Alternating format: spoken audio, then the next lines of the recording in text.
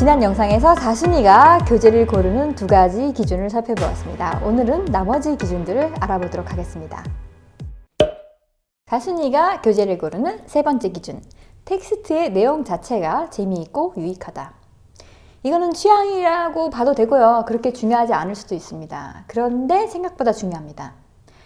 여러분이 누군가와 대화를 하거나 아니면 영화를 봤어요. 아니면 드라마를 보거나 아니면 책을 읽어요. 하여튼 모든 종류의 커뮤니케이션에서 제가 중요하게 따지는 가치가 있습니다. 그게 뭐냐면 첫 번째, 재미가 있다. 여기서 재미라는 게 단순히 웃기다는 뜻이 아니고 여러 종류의 즐거움이 있겠죠. 재미가 있어요. 여러 종류의. 자, 두 번째, 감동적이다. 세 번째, 유용한 정보가 포함되어 있다. 이 세 가지 중에 최소한, 정말 최소한 한 가지라도 있어야 책 혹은 영화 아니면 누군가를 만났을 때 그리고 시간을 보냈을 때 시간 아깝다라는 생각을 하지 않게 됩니다. 이 법칙은요, 인간관계에도 똑같이 적용이 되는데 만약 여러분이 지금 누군가와 권태기라고 느끼고 있다면 저 세 가지 요소 중에 하나도 안 남아있는 건 아닌가라는 걸 한번 생각을 해보시면 좋겠습니다.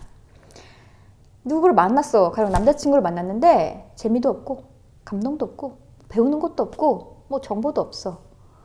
뭐 이러면요, 이런 관계는 오래 갈 수가 없습니다. 만나고 나서 내가 지금 뭐 하는 건가 이런 생각이 안 들 수가 없어요. 맨날 만나서 하는 게 똑같아. 영화 보고 밥 먹고 차 마시고 뭐 이거를 반복하다 보면 현타가 옵니다. 어느 순간 내가 지금 뭐 하는 건가? 얘랑 지금 뭐 하고 있지? 이렇게 좀 시간, 돈 등등이 아깝다라고 생각을 하게 돼요. 내가 누군가를 처음 만났을 때 상대방에 대해서 나도 모르고 그 사람도 나에 대해서 아는 게 없잖아요. 그렇기 때문에 아직 서로에 대한 흥미가 굉장히 많습니다. 그래서 허니문 기간이라 그러죠. 이 기간 동안엔 서로를 배워가는 즐거움이 있기 때문에 권태기라는 걸 느낄 새가 없어요. 신선합니다. 근데 시간이 지나가지고 신선함이 사라지잖아요. 근데 어쩐지 시들해졌어요. 시간이 지나서 시들해지고 어쩐지 관계가 시들해졌다면 제가 언급한 재미와 감동과 그리고 뭔가 유익한 정보를 얻고 있는지 한번 생각을 한번 해보시기 바랍니다. 그리고 만약에 나는 왜 이렇게 매력이 없지? 어떻게 하면 매력적인 사람이 될 수 있을까? 라고 고민을 하신다면 본인이 다른 사람들과 만났을 때 저 세 가지 중 무엇을 제공하고 있는지를 생각을 해보시면 됩니다. 그러니까 내가 매력이 없어. 사람들이 나를 안 좋아해. 그러면 내가 재미도 없고요. 그렇다고 감동적이지도 않고 그렇다고 유익한 정보를 제공하고 있지 않을 확률도 큽니다. 만약에 내가 현재 이래. 매력이 없어. 재미도 정보도 감동도 없어. 이렇다면 돈이라도 써야 돼요. 돈이라도 쓰면 사람들이 나를 만나줄 겁니다. 근데 그게 아니라면 좀 힘들겠죠. 만약에 지금 권태기가 이미 찾아와 버렸어요. 자, 이렇다면 이걸 어떻게 극복을 할 수 있을까요? 제가 해드릴 수 있는 조언은 이런 겁니다. 뭔가 새로운 걸 같이 배워보는 거예요. 여기 뭔가 둘이서 같이 이게 합의를 해서 우리 이걸 한번 해보자 같이 이렇게 해서 그거를 같이 실천을 해보는 거죠. 이러면서 그동안은 몰랐던 그 사람의 새로운 매력을 발견할 수 있을 겁니다. 봉사활동을 같이 가보는 것도 좋고요. 아니면 정말로 재미가 보장된 곳에 가는 것도 좋겠죠. 놀이공원에 가본다던가 뭐 이런 거요. 매번 같은 패턴의 그것들을 반복하다 보면 숨겨져 있는 매력을 발견하기가 힘들어요. 그러니까 뭔가 새로운 것을 시도해 보실 것을 추천합니다. 다시 본론으로 돌아오겠습니다. 교재 중에 재미도 없고 교훈도 없고 감동도 없고 뭐 이런 교재는 그렇게 흔하지는 않습니다. 이 세상이 그렇게 만만하지가 않아요. 아무거나 막 써제낀다고 출판을 해주는 그런 세상이 아닙니다. 근데 정말 드물긴 하지만 이런 교재들이 있어요. 재미도 없고 감동도 없고 그리고 정말 시간 낭비라고 생각하게 만들어주는 그런 교재가 있습니다. 이런 걸 만나면요, 교재건 아닌 사람이건 이런 사람을 만나면 크건 작건 기가 빨립니다. 저희 아픈 추억을 하나 공유하도록 하겠습니다. 이 책이 없었다면 제가 이 텍스트 내용 자체가 재미있고 유익하다라는 항목은 넣지 않았을지도 모릅니다.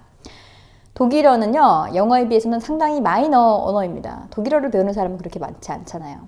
그래서 교재 선택권이 별로 없습니다. 제가 예전에 이제 독해용 교재를 고르겠다고 혼자서 공부하겠다고 이제 서점에 가가지고 뭐 읽을 만한 거 없나 찾아봤어요. 그래서 사온 책이 이겁니다. 이 책은 제가 언급한 그 조건을 비교적 충실하게 만족시키는 책입니다. 책이 일단 예쁘잖아요. 책이 예뻐요. 딱 봤을 때 어머, 책이 너무 예쁜 거야. 사파가 장난 아니죠? 오, 사파랑 디자인이 퀄이 장난이 아닌 거야. 거기다가 CD 녹음된 것도 있었습니다. 중간중간에 연습 문제도 있어요. 오, 훌륭하죠? 그래갖고 이제 이걸 괜찮다 이러고 사왔어요. 근데 그리고 이 책이요, 제가 원문 소설은 안 읽어봐서 모르는데 굉장히 훌륭한 책입니다. 이게 도서권에서는 나름 고전으로 꼽히는 훌륭한 책이에요. 제가 예전에 영화나 드라마로 그 공부하는 법이라는 영상에서 밝혔듯이 진짜 재미는 디테일이 있습니다. 디테일이 없으면 재미가 없어요. 그런데 소설이라는 것 자체가 정보는 없잖아요. 그러니까 재미와 감동밖에 추구할 게 없습니다. 그런데 그 중요한 그 디테일은 다 빼고 그냥 사건을 주르륵 나열해놓은 거예요. 이게 재미가 있겠습니까? 정말 너무 재미가 없었어요. 뭐 이런 책이 다 있어. 정말 읽으면서 기함을 했습니다. 그래도 저는 꾸역꾸역 다 읽었어요. 왜냐면 화보가 너무 마음에 들었거든. 제가 이거 보세요. 이거 보세요. 화보 봐. 장난 아니지. 너무 괜찮잖아. 어쨌든 꾸역꾸역 공부를 했어요. 하지만 굉장히 괴로웠습니다. 그리고 이 책이 저에게 준 아픔을 이제 몇 년 지나서 잊었습니다. 제가 다시 한번 서점에 가서 책을 한 권 더 샀습니다. 근데 이번에도 선택권이 별로 없었어요. 결국 이번에는 이걸 샀어요. 같은 출판사 시리즈인데 다른 소설입니다. 이것도 나름 고전으로 유명한 소설이에요. 근데 제가 이거를 그래 한번 열심히 해보자. 그래서 일부러 이거 책을 들고 시내에 나갔어요. 시내에 나가서 커피숍에 앉아가지고 이제 폼 잡고 읽기 시작했죠. 근데 한 2시간 읽었어요. 정말 인내심을 가지고. 2시간 읽다가 미쳐버리는 줄 알았어요. 도대체 이거 뭐냐고. 이 책을 만든 사람은 도대체 무슨 생각으로 이걸 만든 거냐고. 정말 너무 심각하게 재미가 없는 거예요. 더군다나 이 책은 화보가 아까 제가 보여드렸던 책처럼 화보가 예쁘지도 않았어요. 이렇게 보면 괜찮아 보이는데 자세히 보면 좀 퀄이 달라요. 제 스타일이 아니에요. 어쨌든 그래가지고 저는 그냥 이 책을 안 읽기로 결심을 했습니다. 내가 이런 짓을 하면서 우울해질 수 없어. 정말 우울증이 왔거든요. 책을 읽으면서 우울증이 온 건 정말 처음이었어요. 어떻게 이럴 수가. 문제는 소설 자체가 아니고 이 출판사였던 거예요. 이 출판사에서는 책을 재미없게 만드는 재주가 있었던 거죠. 다시는 이 출판사의 책을 쳐다도 안 보겠다고 결심을 했습니다. 교재들이 그렇게 재밌지 않은 건 사실이지만 좋은 텍스트들도 굉장히 많습니다. 그래서 몰랐던 정보를 알게 되기도 하고요. 흥미로운 내용들도 많이 접할 기회가 있습니다. 제가 요새 공부하는 독일어 그 독해 교재에 나온 그 에피소드 하나를 소개하고 싶어요. 부활절의 기원에 대한 짧은 에피소드가 있었는데 정말 흥미로웠습니다. 저처럼 모르셨던 분들이 많으셨을 것 같아가지고 소개를 하고 싶어요. 유럽에서는요, 부활절이 크리스마스 다음으로 제일 가는 명절입니다. 그래가지고 휴일도 좀 긴 편이고요. 그리고 파티도 크게 하고 그럽니다. 이제 사람들끼리 선물도 주고받죠. 근데 이때 주고받는 선물이 뭐냐면요. 왜 달걀은 아시죠? 삶은 달걀 색깔 칠한 거 그건 아시잖아요. 근데 여기서는 특이하게도 토끼 모양의 초콜릿이나 과자 아니면 뭐 인형 이런 것들을 장식하거나 주거나 합니다. 토끼? 토끼. 달걀은 부활이잖아요. 그러니까 부활절이니까 닭이 달걀을 낳을 때는 달걀이 한 번 태어났다가 알에서 또 한 번 태어나니까 2번 태어나는 거잖아요. 그리고 이게 부활이랑 뭐 상관이 있는 건가? 라고 제 멋대로 상상을 했었죠. 그래서 이해를 했어요. 근데 도대체 토끼가 부활절과 무슨 상관이 있을까요? 토끼가 예수님이 부활하신 거랑 도대체 무슨 연관이 있길래 부활절에 토끼로 만든 초콜릿을 선물하는 걸까요? 그게 정말 저에게는 큰 의문이었어요. 풀리지 않는 미스테리였죠. 주변에 몇몇 사람들한테 물어본 적도 있는데 제대로 이렇게 확 와닿게 대답을 해주는 사람이 없더라고요. 이 사람들도 그냥 습관적으로 주고받는 거지 그걸 왜 주고받는지 모르는 거였어요. 근데 그 교재에서 알려준 거죠. 토끼는 그 새끼를 많이 낳잖아요. 그래가지고 다산의 상징입니다. 새끼 많이 낳았다. 다산이야. 그리고 닭도 달걀을 많이 낳잖아요. 그러니까 이것도 역시 다산의 상징인 거죠. 옛날에 부활절 때 그 사람들이 빵을 선물했는데 아이들한테 빵을 선물했는데 남자아이들한테는 토끼 모양, 여자아이들한테는 닭 모양의 빵을 선물했대요. 그리고 그 빵 안에다가 계란을 넣어놨다는 겁니다. 그래서 아이들이 부활절에는 토끼가 계란을 가지고 오는구나 이렇게 생각하게 되었다고 해요. 이게 부활절 토끼의 유래인 거죠. 깜놀했어요. 예수님이 자손도 안 남기고 돌아가셨는데 다산의 상징과 예수님의 부활이 무슨 상관이며 토끼는 예수님이랑 아무 상관이 없었던 거예요. 심지어 닭이랑 계란도 예수님과는 아무 상관이 없었던 거죠. 그리고 하나 더, 그 부활절 시기가 이제 3월 말에서 4월 중순 이 정도 한 달 기간 안에 왔다 갔다 하는데요. 이 부활절 시기는요, 원래 유대교의 그 6월절에서 유래한 거랍니다. 그러니까 6월절이 무슨 절기냐면 모세가 이집트에서 이스라엘 백성들을 데리고 이제 홍해를 건넌 그때 그거를 기념하는 축제예요. 그러니까 부활절은 정말로 예수님이랑은 아무 상관도 없는 그런 축제였던 거죠. 정말 흥미롭지 않은가요? 저는 깜짝 놀랐습니다. 이렇게 독해 교재를 통해서 생각지도 못했던 지식과 정보를 얻을 수가 있어요. 재밌지 않아요? 제가 그 교재라는 것의 특성상 여러 번 접하기 때문에 이렇게 접한 지식은 그렇게 쉽게 잊혀지지도 않습니다. 이왕 교재를 고른다면 재미도 있고 정보도 있는 그런 교재를 고르는 것이 당연히 더 좋을 겁니다. 사순이가 교재를 고르는 네 번째 기준. 단어장이나 해석, 해설 등이 같이 딸려 있다. 외국에서 어학원에 다니거나 국내에서도 학원 교재의 경우에는 그 교재 해석이 딸린 경우가 좀 드뭅니다. 그래서 선택권이 별로 없어요. 이건 정말 개인적인 취향인데요. 저는 기본적으로 해석이 없는 교재는 선호하지 않아요. 정말 어쩔 수 없는 경우를 제외하고는 사지 않습니다.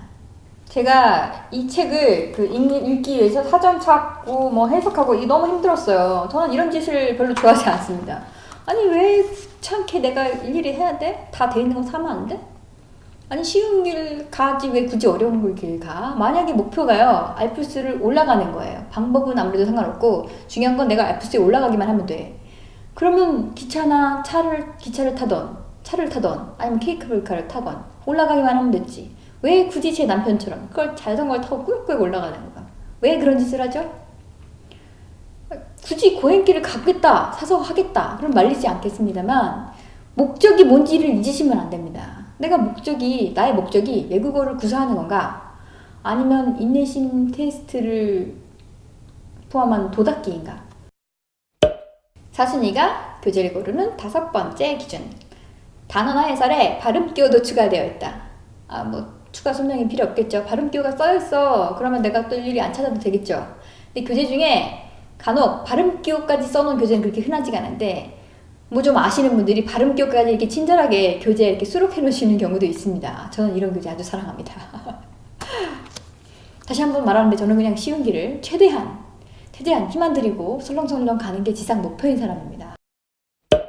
다순이가 교재를 고르는 여섯 번째 기준. 책의 편집이나 전체적인 느낌이 마음에 든다. 이건 그냥 정말 개인적인 취향이기 때문에 근데 저는 개인적으로 책의 그 손에 잡히는 느낌이라든가 디자인이라든가 이런 게 마음에 안 들면 그렇게 크게 손이 가지 않더라고요. 그리고 저는 너무 두꺼운 책 싫어합니다. 적당한 사이즈의 휴대가 간편한 책을 선호하는 편이에요. 저는 작고 가볍고 그리고 깔끔한 교재를 선정합니다.